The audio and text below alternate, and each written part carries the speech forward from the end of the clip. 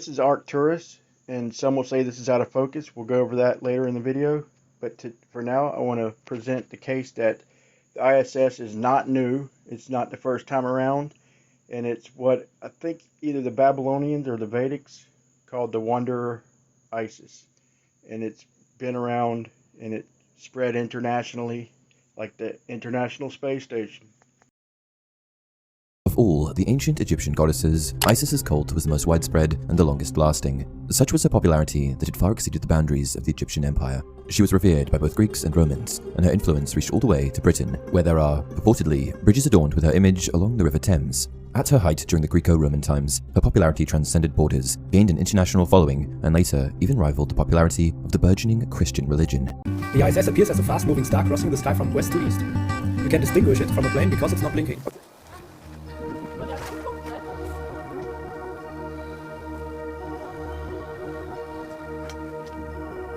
So with that big ass telescope, this is what we get.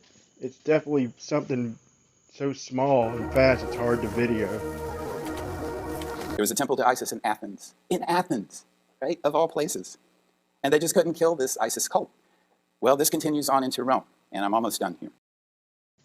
So he says they just couldn't kill the religious cult. It's like the religion of science nowadays, and now the people defend the ISS like they're in a cult. Rome adopts the Isis cult. And when I say cult, I mean that's a technical term in religious studies. That just means the set of beliefs and practices around this god or deity. We really know Isis from a book called The Golden Ass, which is a fantastic book by Apuleius.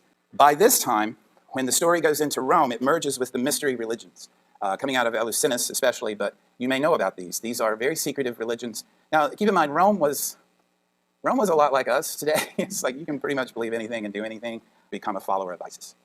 And so, and by definition, you've got to keep that secret.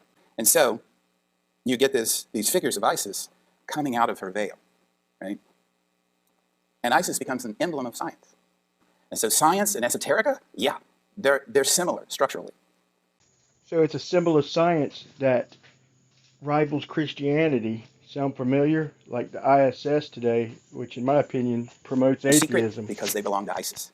And you can trace that right back to the Isis cult. Whether it's in Egypt, because remember she was a magician there, or Rome, or the Middle Ages with the Masons. This wonderful sign of the rending of the veil, the open, late 19th century. And she continues because she has adapted enough to be adopted by various peoples in the United States now. Manly P. Hall, of course, The Secret Teachings of All Ages. So it continues right on through till today with the ISS. And I don't think it's that big of a jump to claim the ISS could be natural, because this is Saturn. Look at that. Now, you've seen Arcturus.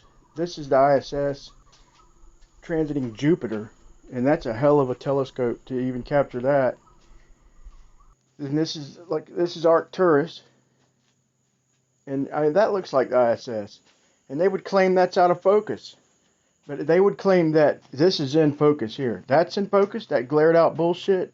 No, I say that this is what's in focus. They try to tell us to learn how to focus, but we're focusing in fine on Jupiter and the little moons, the little polka dot moons of Jupiter. We're focusing in fine on Saturn, but we're all misfocusing exactly the same when it comes to Arcturus or other stars. We're getting the same frequency, so we're all out of focus exactly alike. I don't buy it. This is how they depicted Isis with her wings spread. It looks like the ISS. If that's not ISS symbolism, I don't know what is.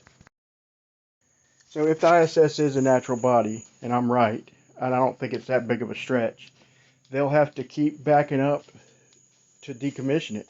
Like it was supposed to be decommissioned, I believe, in 2024, or close to that, and they've backed it up to 2031. And they're stuck with it. If it's natural, then they can't decommission it. And I think time will tell. So between now and 2031, they'll have to back it up again or depopularize it. We'll see. So if these people would quit defending NASA and all this ISS fakery, we've showed them it's so obvious. If whatever they do have up there, that ain't it. But if they would quit defending them and join us, we could possibly get disclosure on what they do have up there. I'm sure it's awesome enough in itself. If August Piccard went up there in early 1900s in a capsule, they could have attached capsules. They could have a whole city of attached capsules. Maybe that's what the astronauts are going up to. You know, who knows? We'll never know unless enough people get on board with the obvious BS they're showing us.